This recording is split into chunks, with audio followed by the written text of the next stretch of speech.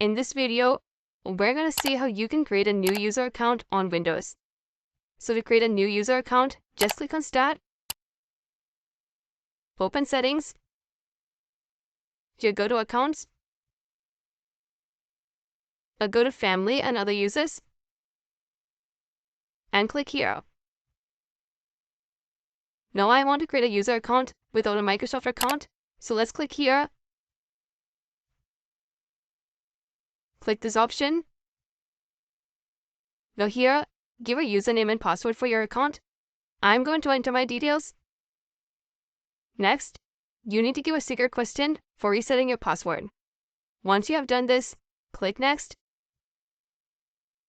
And as you can see, our new user account has been created.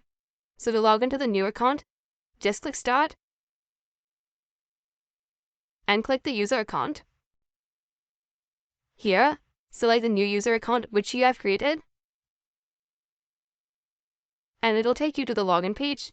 Here, enter the password you set for the account.